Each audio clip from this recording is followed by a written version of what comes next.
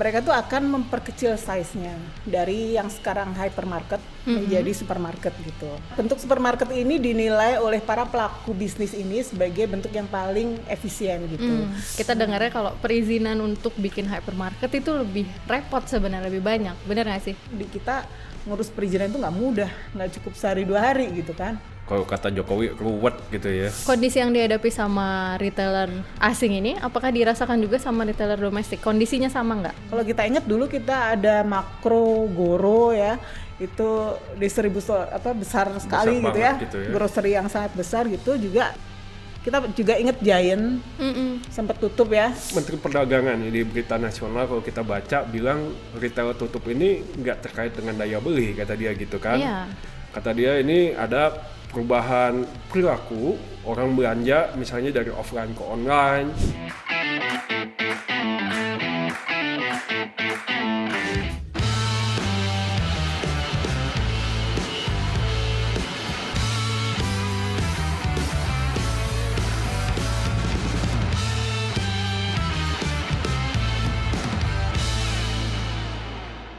Hai, balik lagi di Jelasin Dong bersama Findri Florentin. Dan saya Mamang Cesar. Saya Retno. Jangan lupa untuk subscribe YouTube Tempo.co. Dan buat kalian yang mau baca tulisan wartawan Tempo, klik link di deskripsi. Jangan sebarkan produk bajakan karena di sana ada hak ciptanya. Emang ada apa aja di Tempo.co? Tempo.co yang free access, yang gratisan nih. Kita punya mantan Dirjen Pajak Hadi Purnomo yang tiba-tiba diangkat menjadi penasehat khusus Presiden bidang penerimaan negara. Ini sosok yang kontroversial dulu, pro kontra sekali lah profil dari Hadi Purnomo ini. Nah, tiba-tiba diangkat nih sama Presiden Prabowo menjadi penasehat khusus. Ada apa nih? Gitu.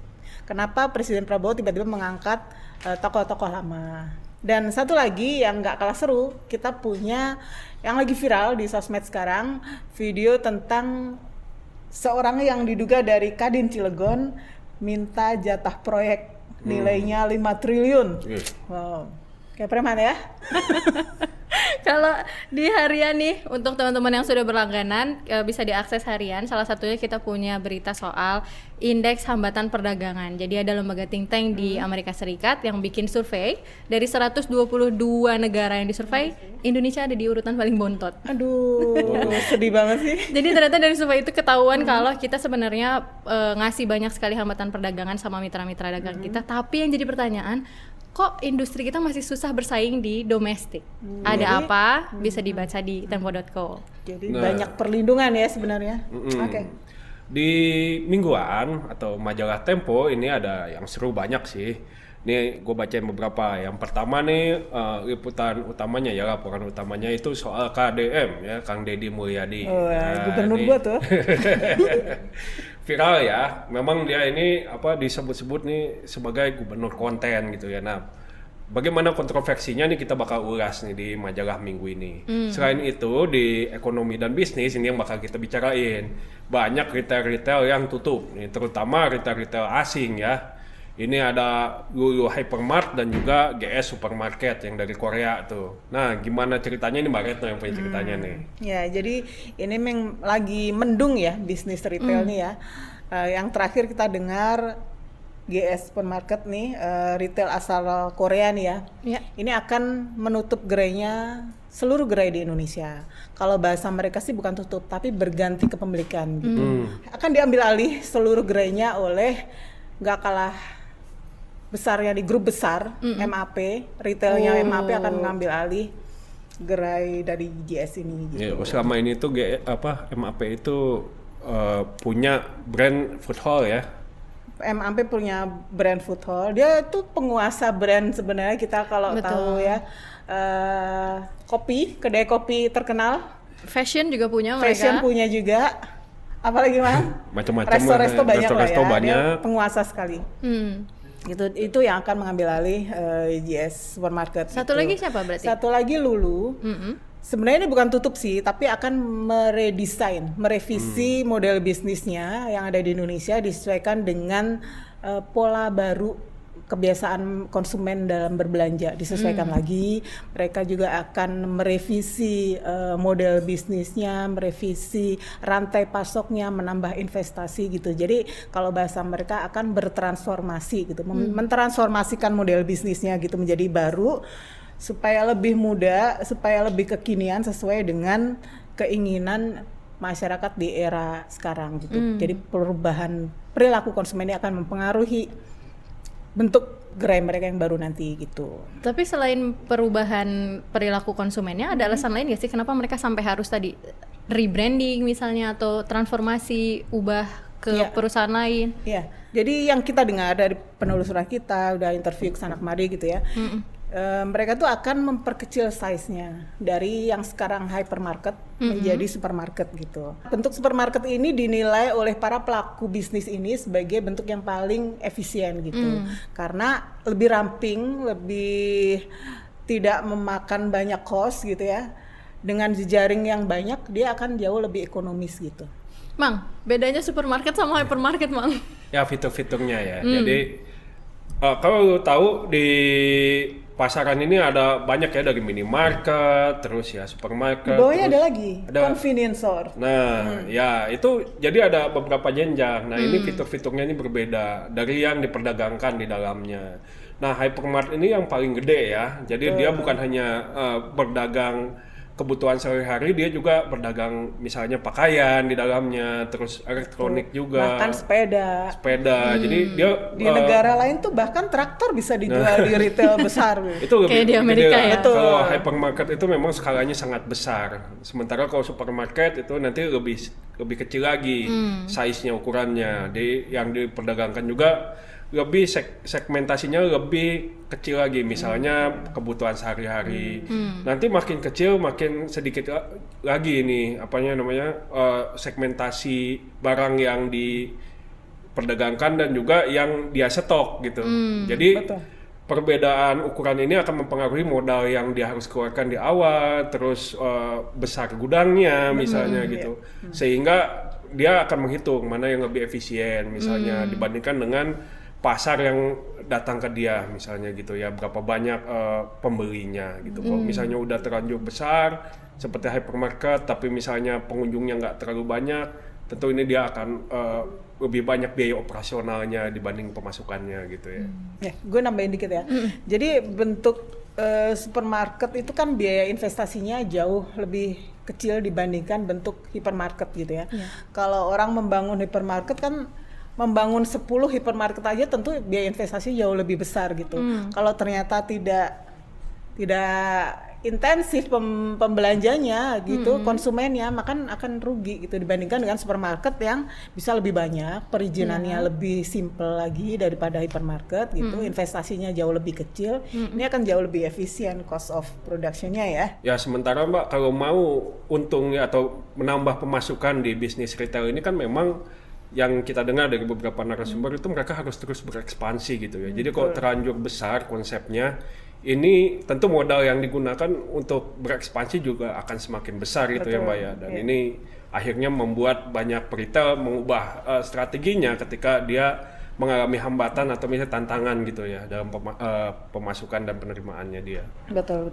Nah Mbak, tadi kan menarik tuh Mbak Retno sempat bilang soal perizinan. Kita dengarnya kalau perizinan untuk bikin hypermarket itu lebih repot sebenarnya, lebih banyak. Bener nggak sih? Iya.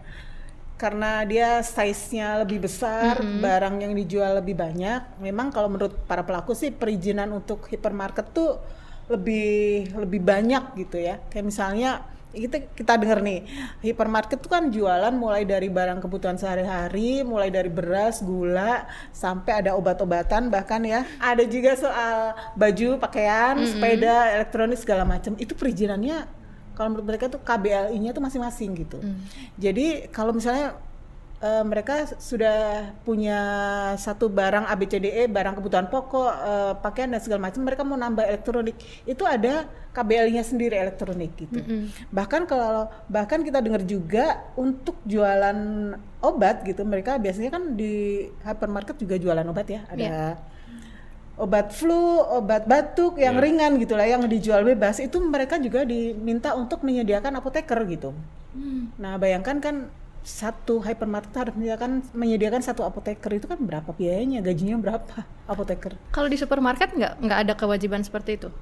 Nah itu dia, kita dengarnya di hypermarket seperti itu aturannya, makanya mereka minta ada penyederhanaan regulasi gitu supaya lebih fleksibel, lebih bisa diakses, lebih bisa dijangkau gitu ya oleh para pelaku ini gitu.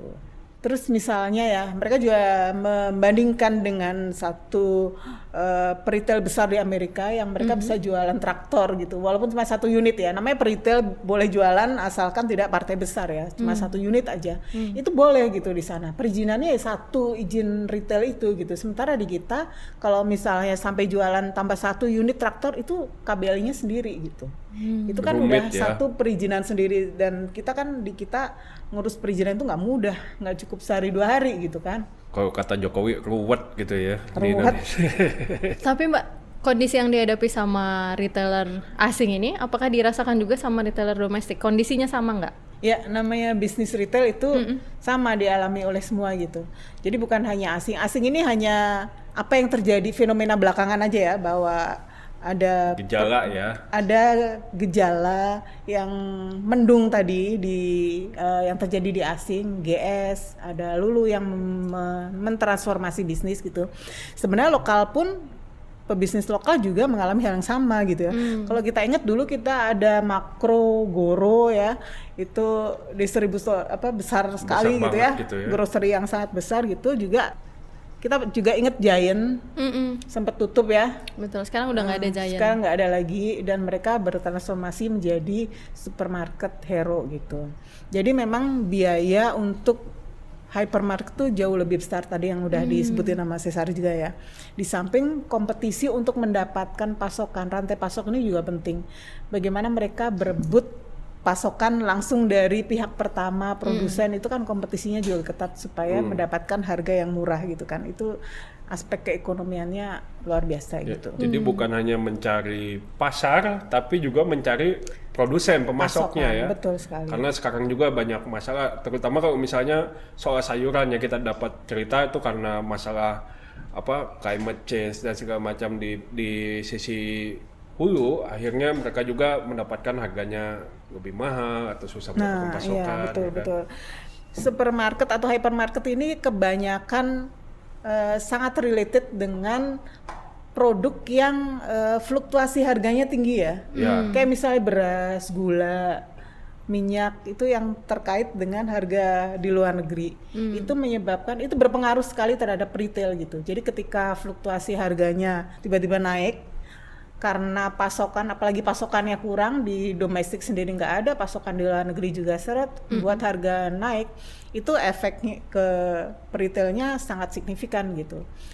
Padahal di retail ini banyak barang dagangannya seperti itu gitu. Tapi kenapa hal tersebut tidak terjadi di minimarket ya? Karena kalau kita lihat gerainya makin banyak. Kalau kita lewat jalan raya gitu pasti kanan kiri banyak sekali gerai minimarket. Kenapa mereka tidak terdampak seperti hypermarket atau supermarket gitu? Ya, sebenarnya kalau lu amati ya, meskipun lu bisa melihat di mana aja ketika lu jalan, itu kan kadang-kadang dia pindah tempat lah, atau misalnya tutup di satu terus buka di tempat lain. Nah, cuma memang permainannya beda, gamenya beda antara minimarket dengan hypermart nih. Satu, ukurannya tadi yang gue bilang, dia lebih kecil secara skala usaha, barang-barang yang dia harus stok juga lebih sedikit gitu ya, sehingga dan dia dekat dari pasar, dari masyarakat gitu, sehingga dia perputarannya pun lebih cepat dibandingkan di supermarket maupun hypermarket gitu, sehingga relatif lebih agile, lebih bisa bertahan ini yang minimarket. Walaupun yang gue bilang kadang-kadang mereka juga tutup terus buka lagi di tempat lain gitu ya. Ini yang terjadi kan beberapa berita itu bahwa salah satu minimarket menutup ratusan gerai tapi nanti buka lagi 1000 gerai di tempat yang lain gitu ya. Itu perbedaannya memang. Tapi di market yang besar maupun yang kecil nih, apakah ada tantangan juga selain tadi mungkin soal perizinan, soal daya beli? Karena data-data ekonomi kita menunjukkan sedang ada pelemahan daya beli meskipun pemerintah denial ya. Gimana, Mang? Ya, ini kan sebenarnya Menteri Perdagangan di berita nasional kalau kita baca bilang retail tutup ini nggak terkait dengan daya beli kata dia gitu kan. Kata dia ini ada perubahan perilaku orang belanja misalnya dari offline ke online, terus juga dia juga berubah dari bulanan menjadi mingguan atau menjadi harian gitu. Nah harusnya dilihat lagi lebih detail, kenapa dia ke online misalnya kayak gitu, kenapa dia akhirnya dari bulanan ke mingguan, ini kan karena orang ngirit gitu ya. Karena duitnya udah habis.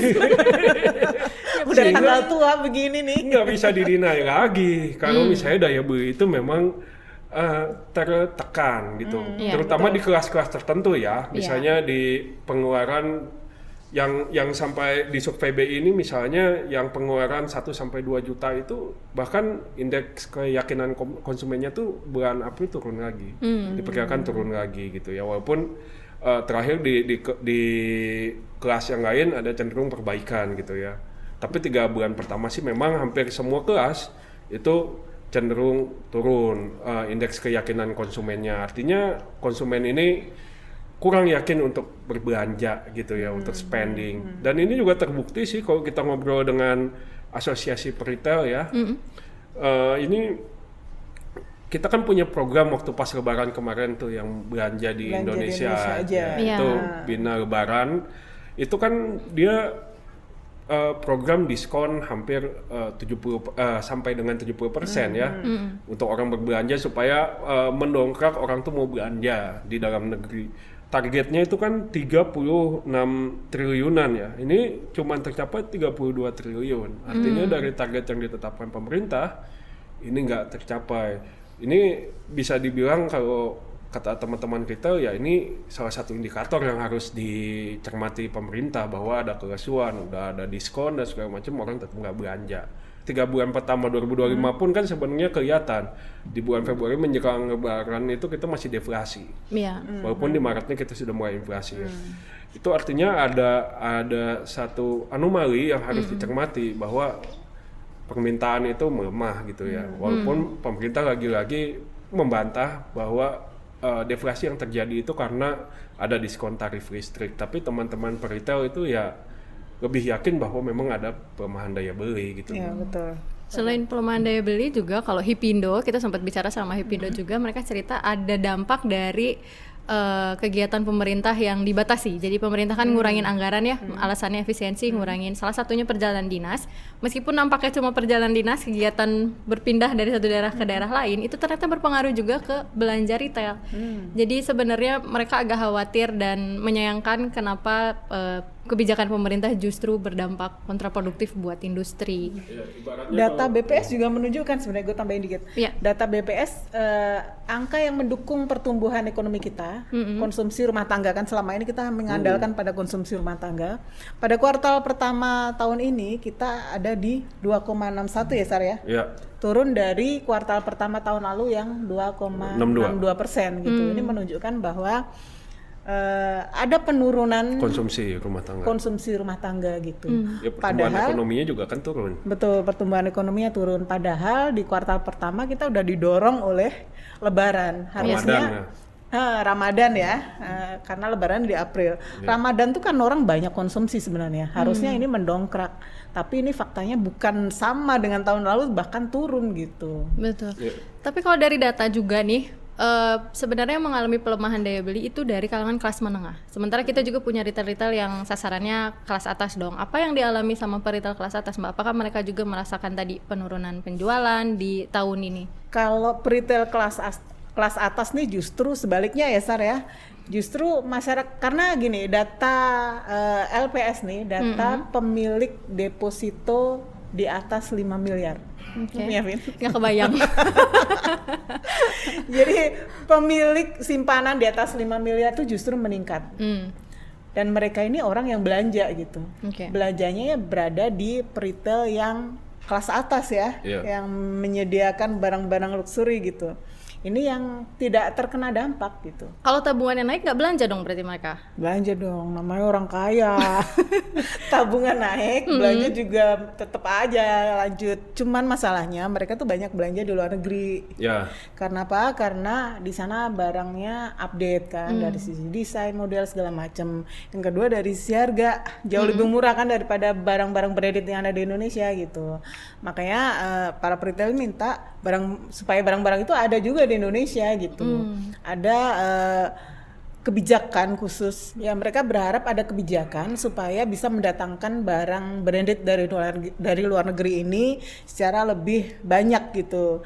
Jadi bisa orang belanja tetap di sini, belanja barang branded tetap di sini dengan harga yang kompetitif supaya devisa kita nggak keluar gitu, tetap ada di Indonesia gitu. Ya, itu memang yang didorong ya, supaya belanja di dalam negeri itu lebih banyak, jangan sampai orang dikit-dikit belanjanya di luar. Ini bukan cuma kelas atas sebenarnya, Tin ya. Kalau kita lihat di beberapa negara kayak Thailand, kita kan banyak juga wisata belanja di sana untuk nanti mungkin dijual lagi di sini gitu ya kadang-kadang ya. Karena mereka nyari barang yang memang adanya di sana gitu kadang-kadang gitu.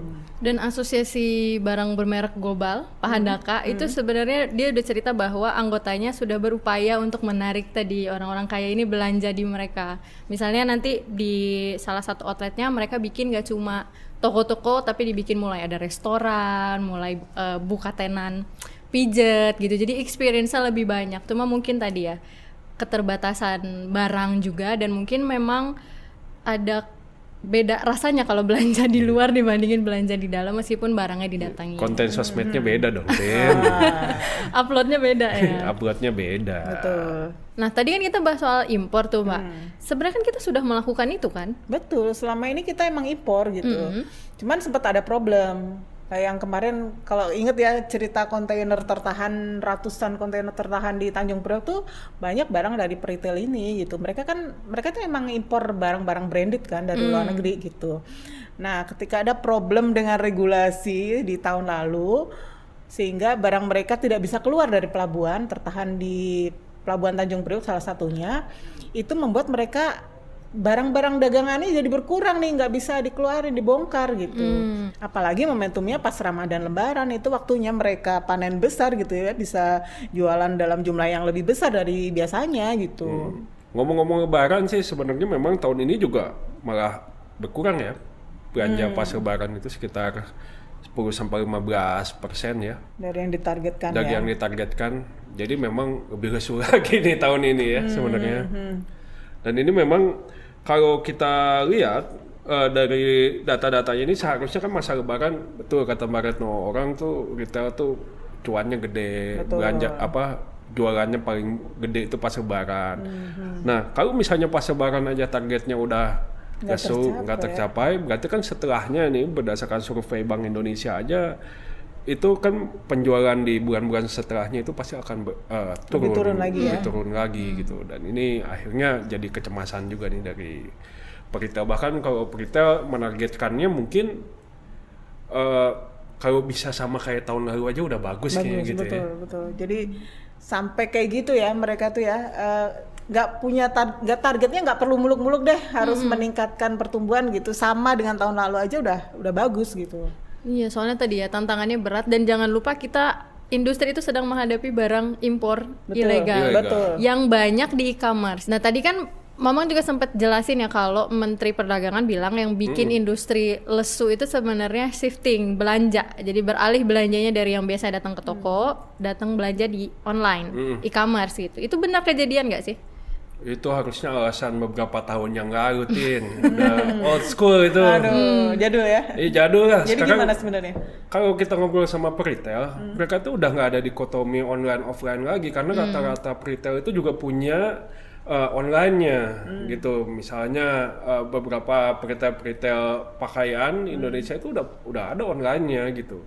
Dan orang tuh bisa mengakses juga di online. Jadi mereka sebenarnya udah nggak terlalu isu tuh. Dan ini memang secara data kita udah ngontak teman-teman dari Serios nih yang ngebantu kita buat nge-crawling data-data ya.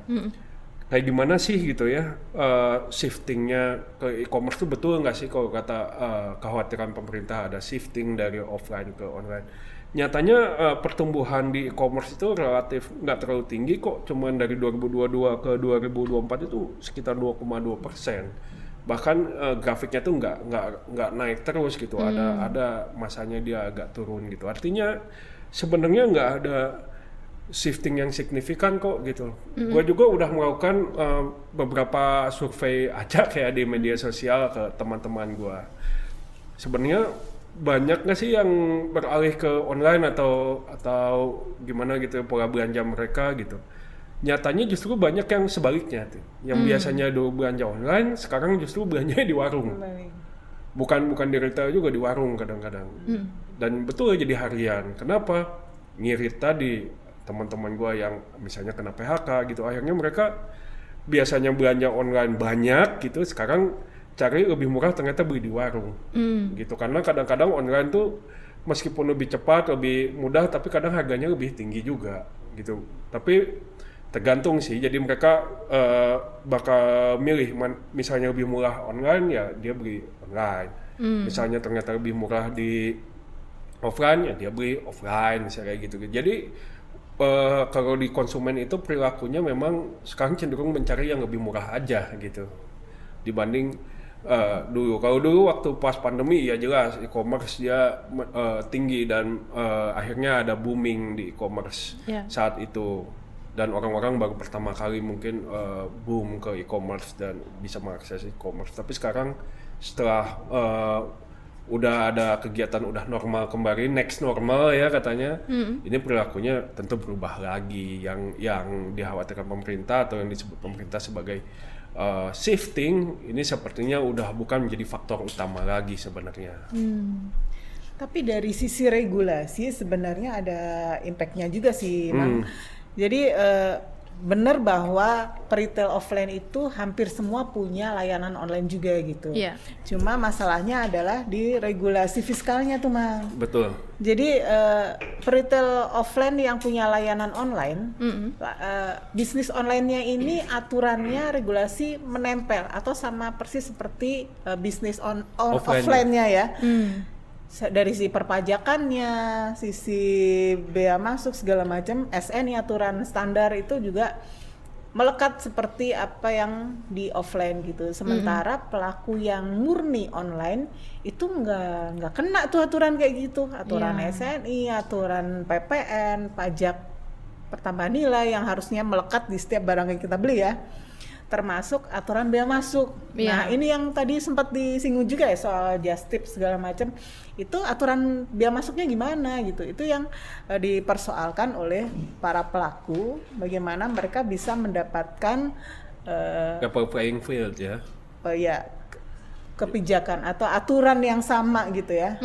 Supaya kompetisinya itu lebih fair, lebih seimbang gitu. Nah, Kementerian Perdagangan kan sebenarnya sudah aware dengan kondisinya industri retail ya. Mereka bilang mereka mau coba kerjasama sama para pelaku usaha dengan membuka data, bantu mereka jualan online lah istilahnya. Mereka akan coba buka akses untuk data-data kayak perilaku konsumen kayak apa sih, trennya seperti apa.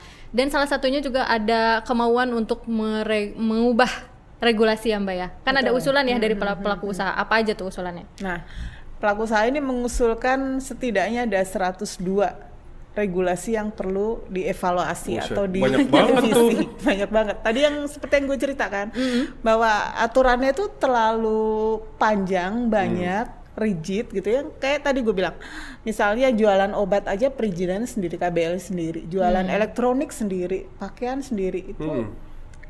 Kalau di luar negeri itu pelaku retail, bisnis retail ya, retail tuh udah mencakup semuanya gitu, tidak perlu satu persatu harus mengurus perizinan lagi, belum lagi izin lingkungannya gitu, AMDAL-nya itu juga sudah persoalan sendiri gitu. Itu yang mereka ingin supaya disederhanakan gitu, supaya lebih fleksibel lah, bisa diterima dengan nggak perlu bulat lah istilahnya gitu. Ini poin-poinnya ada di majalah Tempo ya? Ya, betul sekali. Tapi untuk lengkapnya baca di majalah Tempo. Kita udah melakukan banyak penelusuran, reportase ke banyak tempat dan mewawancarai banyak narasumber gitu. Sikap Tempo apa nih terhadap fenomena ini? Ya, bahwa industri retail sedang terguncang iya, tapi bukan berarti ini sunset industri retail, karena toh yang segmen atas ini masih kinclong juga kan, masih banyak orang yang berkunjung belanja di retail kelas atas gitu. Cuma di segmen yang di bawahnya ini yang perlu mentransformasikan bisnisnya, menyesuaikan dengan pola perilaku dari konsumen yang baru, bagaimana trennya, termasuk bagaimana mereka harus mencari rantai pasok yang paling efisien buat mereka. Ini kan kompetisinya juga banyak sekali gitu. Oke, cukup ya kalau gitu. Saksikan terus Jelasin Dong di youtube tempo.co dan Spotify. Sampai jumpa. Bye.